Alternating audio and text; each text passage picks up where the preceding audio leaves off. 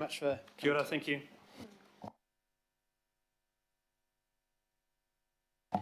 Right, we have Kath Handley. Kia ora, Chair. Chair Handley is the Chair of the Waiheke Local Board, as we know. Thank you for coming in person today to present to us. Kia ora, it was rather short notice. Slight change in my morning plans, but delighted to be here. I'm here to support Councillor Lee's notice of motion to make helicopters helipads a prohibited activity in residential areas and helicopter movements. We have been at this a good number of years, and there are a number of other elements to what we are trying to do on Waiheke to control helicopter pad developments that are counterintuitive for both our community but also national standards. I'm really grateful that last time I addressed you, this body passed the motion that introduced MPS 15 noise and vibration. That's the noise and vibration standard that had been on the books for many years and is standard across the country. It's a national planning standard. And that was just introduced over 2 or 3 days at only the cost of the staff required. That was really important to us. There is a second national standard that's been in place since 2010, which is the New Zealand Coastal Policy Statement, which is not a matter for consideration under the Hauraki Gulf Island District Plan. That should have been introduced, only in the last 13 years. What I would really like today is that you give take note of Councillor Lee's motion, which attempts to get, not attempts, but let's say will, achieve a change in the Hauraki Gulf Islands District Plan, and I would also like you at the same time to implement and ask staff to implement the New Zealand Coastal Policy Statement. And I'll tell you why. With that, all that does is shift the onus to the applicant for a resource consent to demonstrate they're not doing ecological harm, and of course that is a major role for this committee. So in all this time, as you know, the Hauraki Gulf has the world's largest collection of seabirds, a number of different breeds of seabird and many endangered birds. And we now have we have flight paths that go straight over the breeding grounds of rare and endangered birds. All we're looking to do is to protect them under the national standard. You know, in all this time that the Hauraki Gulf Island District Plan has been in place, no money has been spent. No money has been spent on making changes that we've asked for on behalf of our islands. And yet every year you allocate a significant amount for changes to the AUP. So for our ratepayers who are funding the changes, like all other ratepayers, to the AUP, we're asking you to please implement a couple of small changes. I don't think any reasonable person would take exception to what Councillor Lee is asking for here. I see there's a hand up, but it's not for me, Chair, it's over here. I get distracted because I chair as well. So that's it really from me, a really heartfelt plea to make the change that is being asked for by Councillor Lee and seconded by Councillor Leone, and to additionally, and by the way, it was back in, let me just see, November that we passed a notice of motion asking that the funding be allocated within the long-term plan for this, and it hasn't been. So it's such a small thing to do to support your islands.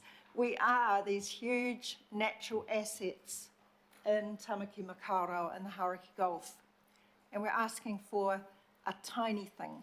It is not anti-helicopter owners, anti-anything.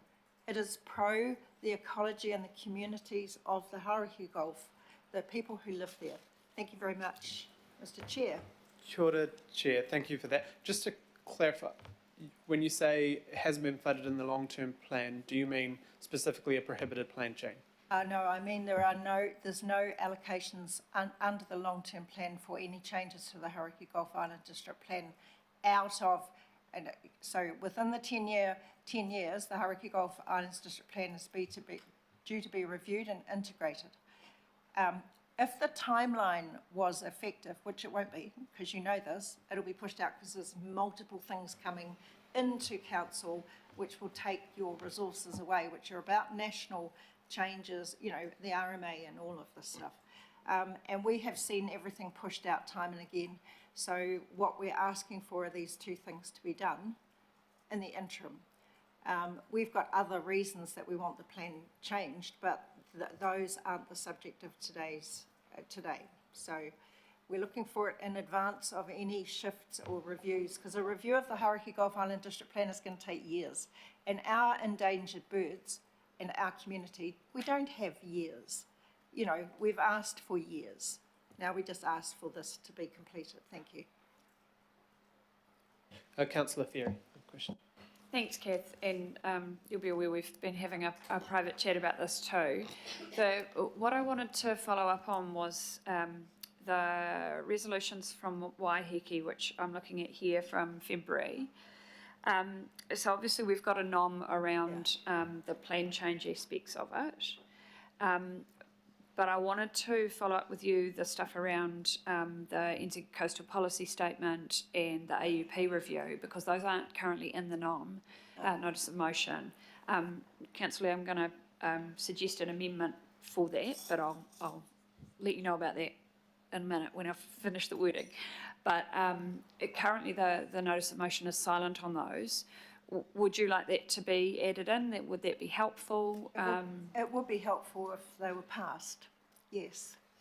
So one of the reasons is, so if you go back to the timing of this, and I was going to write a supplementary letter, but I didn't have notice that this was coming to this particular meeting. So I haven't had the opportunity to do this. So today so just to reference the other thing that you just mentioned, you said the New Zealand Coastal Policy Statement. And the AUP review funding, because my understanding is that it is because we have to integrate the Hauraki Gulf Islands District Plan into the AUP. It is, but we all know these things are pushed out under pressure, and we all know that the pressure that came on this Plans in Places staff just in the last few years pushed a whole lot of things. Like our area plan was consulted years ago and it hasn't surfaced, and that was because of the pressure on the Plans in Places team. One hopes that's the reason.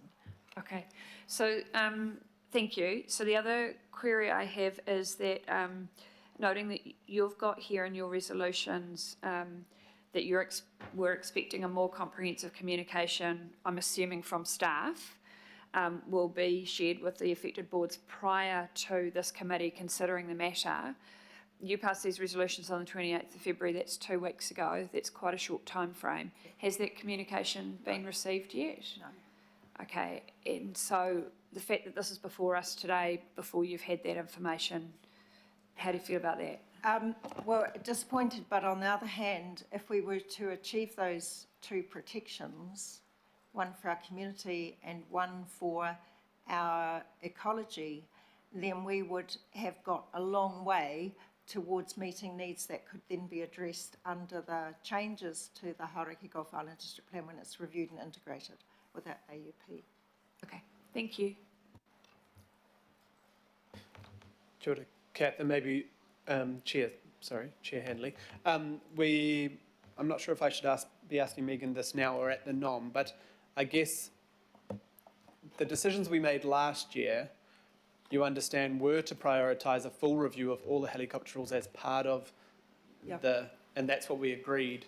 So unfortunately, because some of the things you're asking would need to come as a report because this is a NOM, so we're not going to get those answers today. But I guess Megan would you be able to discuss when we're starting the review and the Hauraki Gulf coming into the AUP? I think I know now what the reference is to the report that came out in December, or your... Yeah. that memo, yeah. Yes, which I was going to respond to in full, because it's, you know, it's got some strengths, but it's got a great deal of weakness as well. And also, there's a lot about immediacy in our environment. You know, our environment is not waiting out there for the resources to do the planned work in a timely way, and that will take years. So the protections are required. They were required years ago, and right now we wouldn't have some of those particular flight paths, not the helipad itself, have been consented because they couldn't have been. Megan, would you be able to clarify what we passed last year that is prioritising the helicopter review, I guess? Yes, through the chair, and that was in the March 2023 resolutions, and I'm sure Councillor Lee might reference that too when we get to the notice of motion, sorry. But yes, what is clear is that you have asked us to prioritise this through the review of the unitary plan, which will include the Hauriki Gulf Islands, though I understand from Chair Handley that that time frame, because it is a few years away, you know, she is understandably arguing that this needs to be done more quickly. And while we completely understand that, my concern is, from a staffing perspective, is having the resources to do that. And of course, you know our views about the prohibition status, which I think is more of a notice of motion, so don't need to discuss that, member, unless you want to. But, you know, there's some tricky technical matters to be dealing with here. Yeah. Thank you. I do understand that, but a national standard is presumably much easier to implement as it was with MPS 15, albeit noise was already one of those considerations under consent, and the NZCPS isn't. However, it is a national planning standard, and so the whole process of consultation presumably is truncated, if that's the right word, abbreviated. Kia ora. Kia ora. Thank you, Chair Handley. We don't have any more questions, but I'm sure Councillor Lee would like to move and Councillor Ferry second. Thank you for your attendance. All those in favour? Any opposed? No? Thank you. Kia ora.